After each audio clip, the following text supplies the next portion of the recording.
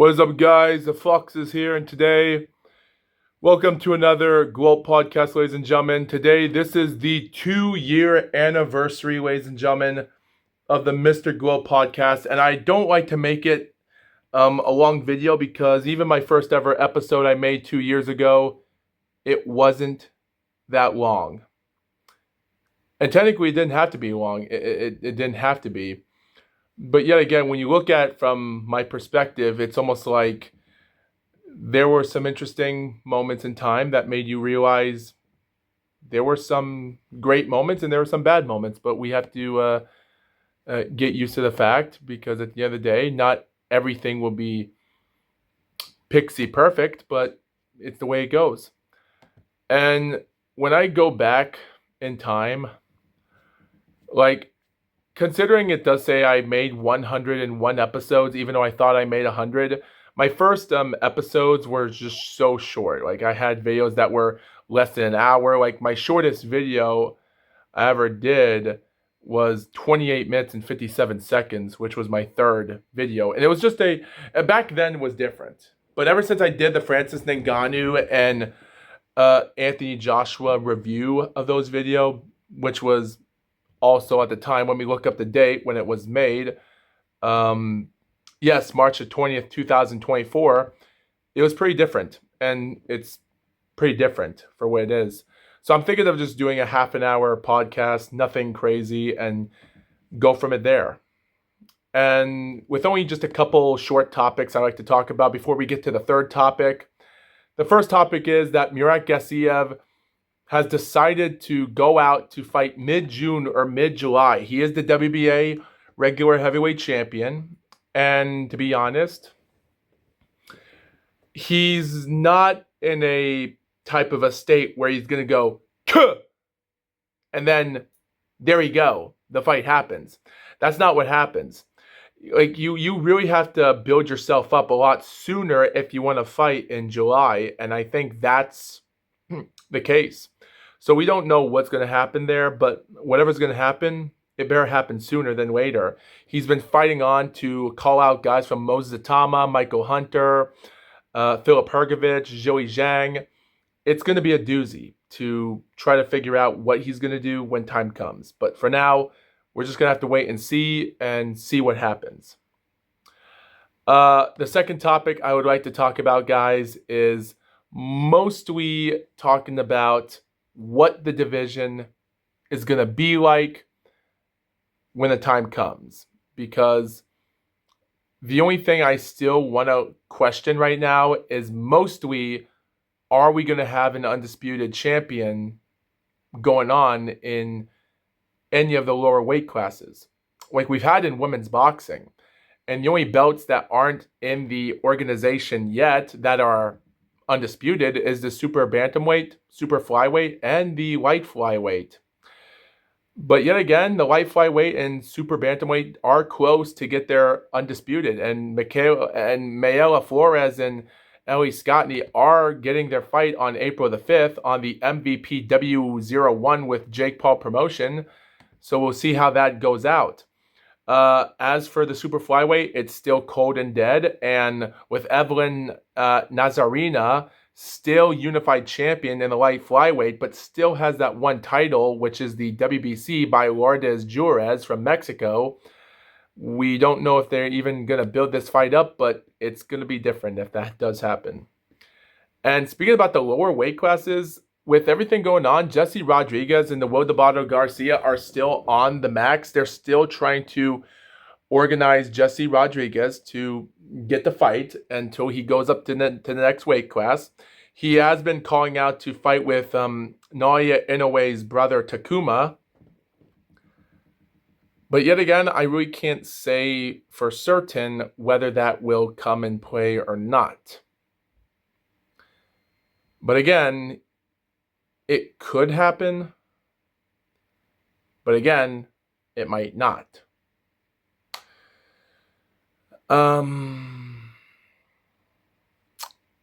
Yeah.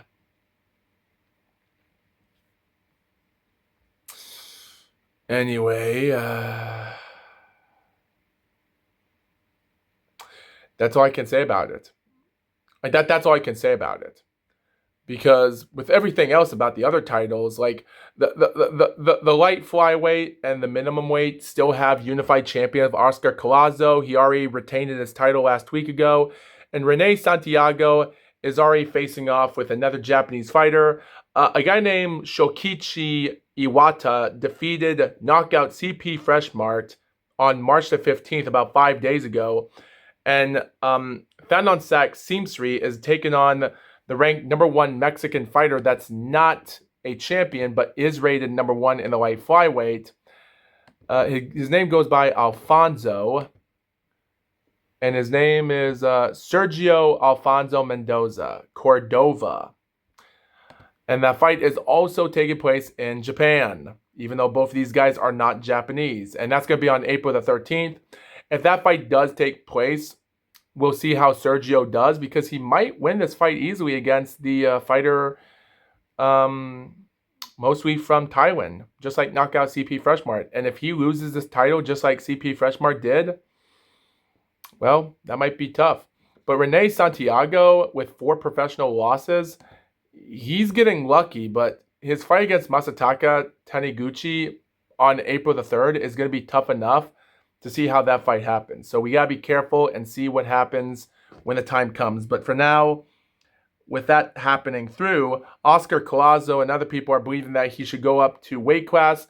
The Ring Magazine has talked about Oscar Collazo just recently, about his recent win.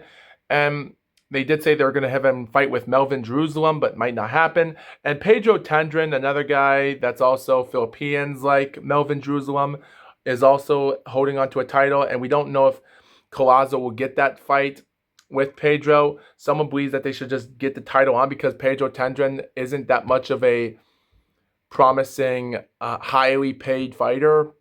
And in the minimum weight and the lower weight classes above to the flyweight is not that easy to get paid for money. So I can see why they want him to move up the weight class. And Pedro Tendrin, as I'm looking him up right now, and pretty much it's going to take a moment, it's going to be interesting to see how he's going to grow because, again, like, yes, Melvin and Pedro both defeated the Shigeoka brothers in 2024, ruined the careers of Japanese brothers that killed boxing, and CP Freshmart lost against Oscar Collazo in November in Saudi Arabia.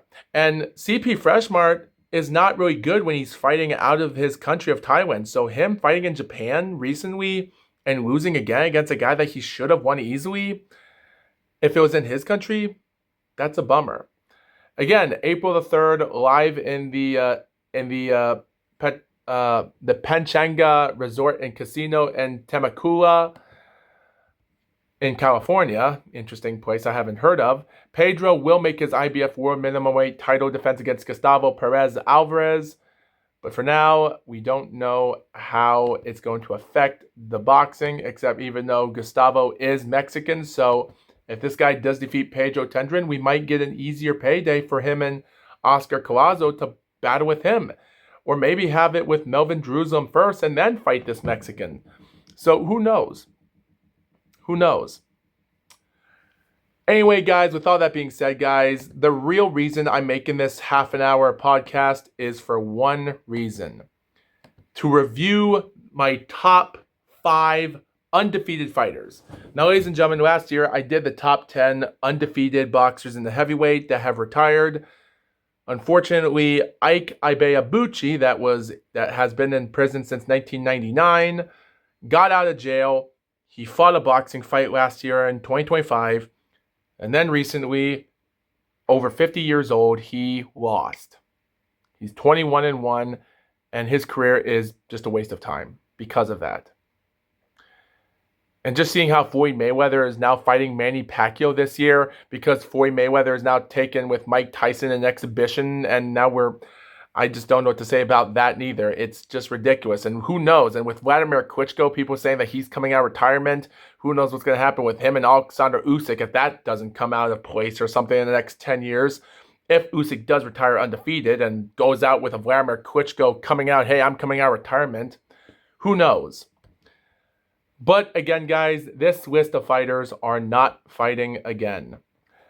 Today, guys, this is it. So I got to change the list because Ike Ibeabuchi lost, and that's why I am changing this list. I did a top 10, but now I'm going to do it top 5.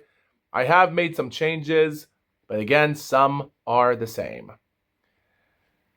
So, ladies and gentlemen, my number 5 pick for the undefeated boxer, and technically, I really can't say much about this fighter. This guy came out of nowhere. He was an interesting amateur boxer when he boxed from 1992. He had some interesting fights, but his fight against Felix Savon when he withdrawed from the 1993 AIBA World Championship Finals was tough enough. When he lost because of it by withdraw, he lost against Felix Savon in 94. In the next year of the AIBA, the Chemistry Cup, he got withdrawn from Vitaly Klitschko. He then fought him in 95. He failed to fight Felix again in 95 and tried to enter in World Championship and then the Olympic Games and the qualification. He did qualify in the Olympic Games, won a couple fights, but then lost in the quarterfinals against Felix Savon. Only by the start of 1998, he fought his pro fight. His resume was lousy, and he came out smelling like a rose with retirement. He did have a good fight recently. He did have an okay fight in 2000 in his 16th pro fight against a guy named Joey Guy, 27-3 fighter, but all in all, everything else was nothing good. His second last fight in his career happened December 2002 when he fought for the WBU World Boxing Union Heavyweight Championship, which was a minor weight but a world title, against Alexander Vasiliev, and won it by a round 12 TKO because of a cut. 10 months later, he fought one more time in October and retired for good. That guy would later go on to become an inspector for only just about of a decade in his career. Until 2023, he reunited one more time. He has become a promoter since 2007, but retired in 2022. So he has been out of the boxing since 2023, and his career does shadow a forgotten soul from the country of Georgia. I'm talking about George Kendallaki. George Kendallaki is a guy that has fought himself to a career high, but again, he just couldn't make it to the pros as much as he should. Yes, he stayed out of trouble as best he could. He won fights, but a lot of his resume was lousy. It wasn't good. He had nothing good. If he couldn't defeat the great fighters in the amateurs, he had enough he could take. But he did do something that no one else could do, was have that undefeated record.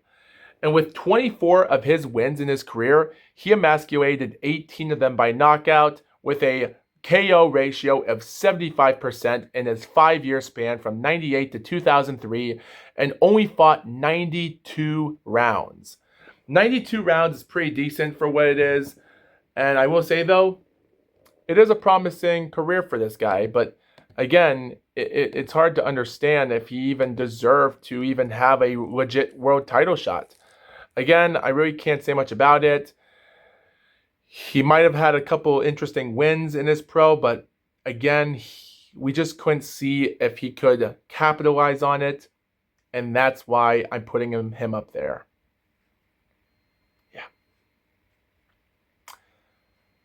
All right. My number 4 pick, ladies and gentlemen, is a doozy of a fighter. This guy also fought 5 years from 1983 to 1988. The guy's amateur career is somewhat forgotten, other than he has had foughts in his career from Southern champions in the UK. As a British fighter, he has had great legit fights in his career. He had moments of being a promising champion. He did have a rematch win in the amateur when he lost against a guy named Harold Hinton, but then won it a year later. And after that, he took pro. He is the only undefeated British fighter I could find. And even though he couldn't make it to the top, he managed to survive the heavyweights for as much as he could before the 80s. Considering he might have been 6'1.5", maybe not 6'5.5" like George Kendallaki was. But you know what? He came out there, and in his 5 years of pro fighting, he came out here, and when it's time, he managed to win regional titles, which is something that George could not do, except win one title. This guy, say hello to Horace Notice. And his name is spelled Horace space Notice. This guy had some promising moments. And in his first couple years from 83 to 84, he had the similar type of resume, just like George Kandelaki did. He was fighting nobodies, and he didn't get nothing done from it. But by the end of 85, he did fought a 13-0 fighter, barely managed to win the fight. He did fought for a final BBBC British title eliminator about 2 weeks ago before that fight. And by 1986, he had won it. He was the BBBC of British heavyweight, the Commonwealth British Council heavyweight. He defended it. He won it. He took on some interesting fighters that were 22-2, 23-8, and 10-1. And there were some interesting fighters in the division at the time. And he managed to squeak out wins like never before and retain those British titles since. However, by March the 9th, 1988, his last fight, he retired due to injuries for a detached retina. He never fought since. And with the 83 rounds he fought in his 16 pro fight career, he emasculated 12 wins by knockout with a knockout ratio of 75%. Similar, just like our good old friend from Georgia. And yet again, guys, I will have to give credit. He did do what he tried to do. And even though he didn't make it to the heavyweights, and yet again, he might have suffered badly for horrific injury, a lot worse than Frank Bruno. But yet again, his injury came a lot sooner in his career, and I think it was probably for the best. He would have been a promising fighter, but yet again, it's that what if. And yet again, we'll never know. So guys, this fighter right here, ladies and gentlemen, is one of the few undefeated world champions in boxing. This person came out of nowhere and fought like no tomorrow. But the thing was, this fighter only fought in super middleweight. Now guys, there's 3 criteria to be in this list. 1, you have to have more than 10 professional fights in your career. 2, you have to retire undefeated to never fight again, and that's what Ike Ibeabuchi did, and sucks to be him. And 3, you have to make sure that you have fought in the heavyweight. Even if you fought in any other weight class, as long as you had a heavyweight fight and reasons for titles or something like that, you are allowed to be participant in this match. This person only fought once. And she was a Russian fighter that fought in 2004 to 2009. She was a WAKO world champion in kickboxing in the 90s for gold medals in Europe and the world. But of course, during her time, she would actually be involved in the International Women's Boxing Hall of Fame in 2021. And she was one of the rivals that was going to think that they were going to find her a way to fight against the one and only Laila Ali. Unfortunately, by 2007, Laila Ali was partly of a WBC super middleweight champion during a time when WBA and WBC were the belts. 2009, I think, was the IBF when it came, and they had it majored for Undisputed. And in 2010, it came out that the WBO was a legit belt. Unfortunately, this female from Russia, born in Kazakhstan, representing Russia but living in Germany, in her 21 other first professional fights she had in her career, she fought in Germany. Her last fight was in Russia, and that was the one and only heavyweight title. We can talk about all her reigns she did in her 5 years, but yet again, I would like to talk about that in a super middleweight some other time if I ever do a top 5 undefeated super middleweight. And that person is Natalia Rogozina, or as some people would like to call her, Natasha. This person from Kazakhstan, born in Kazakhstan, but representing from Russia, like I said, she lived in Germany, so you can say each country she was deserving. This woman came in, she became undisputed, and even in 2008, she won out multitude of belts from WBC, the WBA, the Women's IBF, the Women's IBA, the Global Boxing Union, and the International Women's Boxing Federation, the IWBF, was just all over it. And also the vacant WIBC, which is nothing but a forgotten belt that no one cares. And all those other belts, yeah, they were major back then until the WBO came. So the women's IBA and the women's IBF are forgotten. But she was full undisputed since then. But of course, in 2009, all belts came. But her idea, she fought in heavyweight. In 2009, in July, she was 166. She only went to 172 pounds, taking on a 237-pound woman. And when calculating the weight on that opponent of hers from 237 to minus 172, Natalia was 65 pounds less than Pamela London. And considering that, she fought in Russia, went all in from that fight, and scored a knockout to win the fight by round 8 KO. Finished it by winning the WBF and the WIBF vacant heavyweight championship. Unfortunately, the women's IBF belt would be long gone forever and would never be back in the ring again, while the WBF World Boxing Federation belt would come back in July of 2024 with Claressa Shields defeating Vanessa Page, and she is still holding that belt since her last title defense last month ago. All in all, it was great. And for Natalia, with 136 rounds she performed in her 22-fight career with 13 knockouts, she has a grand total of a KO ratio of 59.9%. Not bad. Not bad. So coming to number 2, ladies and gentlemen, and this fighter right here was in my top 3, but mostly he would have been number 2 in my opinion. Well, guess what? He is number 2 now. The big baby, Baby Joe, had came out here in his 10-year pro career from 97 to 07, performing 36 rounds of boxing. A guy born in the Tonawanda of New York, living in Buffalo at 6'1", probably a couple inches not taller than Natalia, who was 5'11". But of course, those 4 fighters that we talked about is a lot more taller than our number 1 fighter, which we'll talk about him some other time. But this guy had it.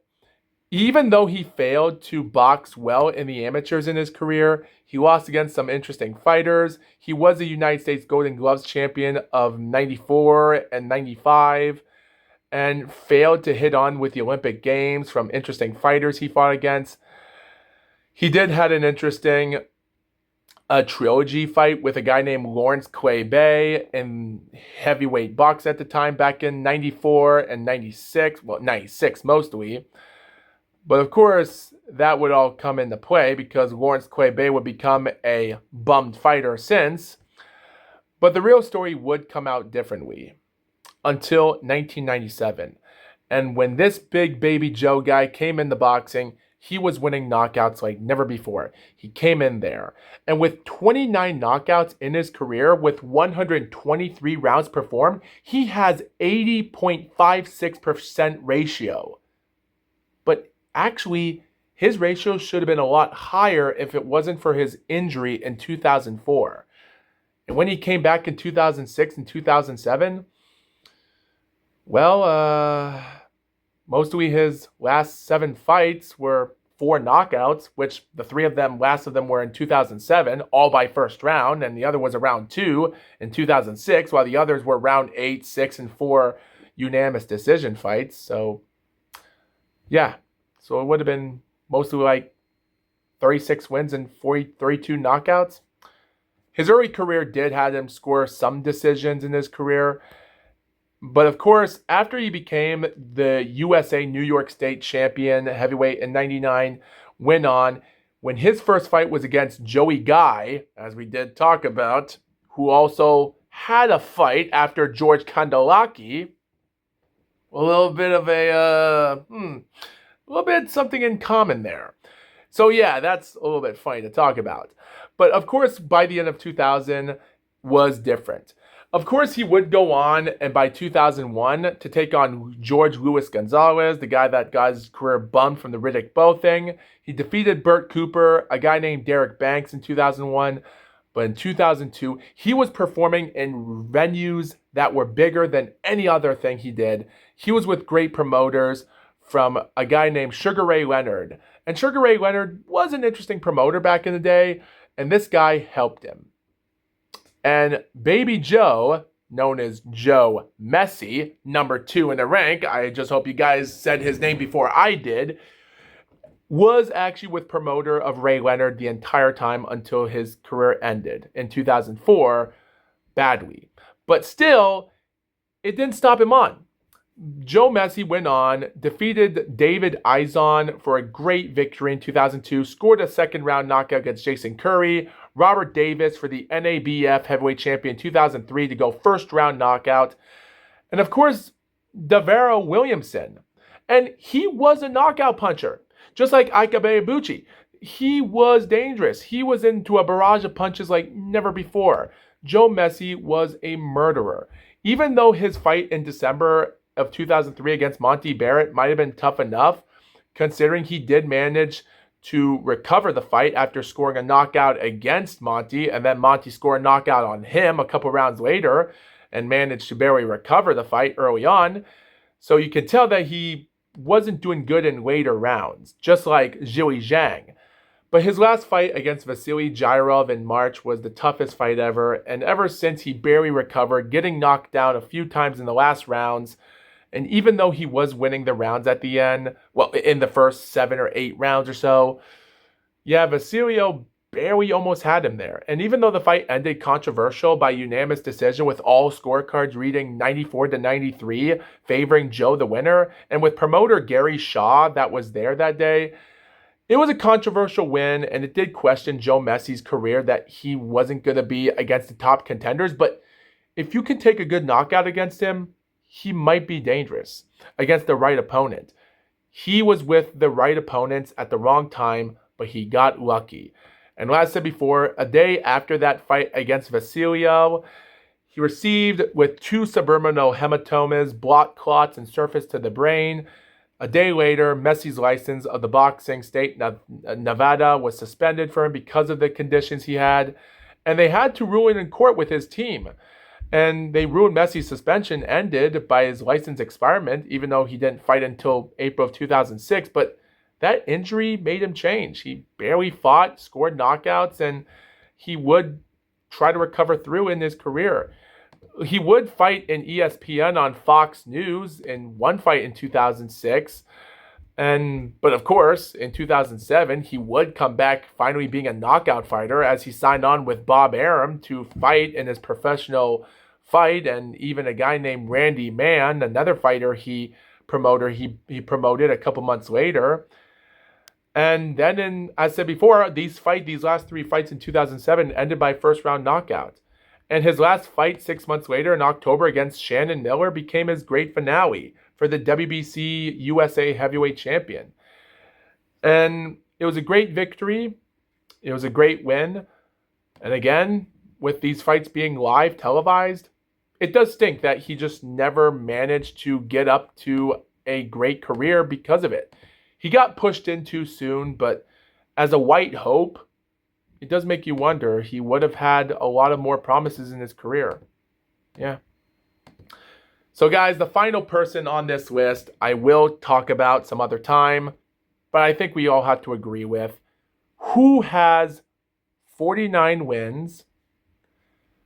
Who has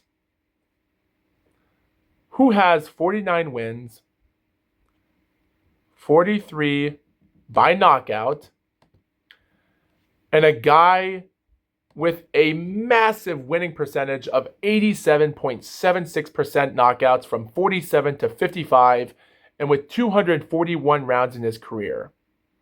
Yes, you guessed it, the Bronc Tom blockbuster Rocky Marciano.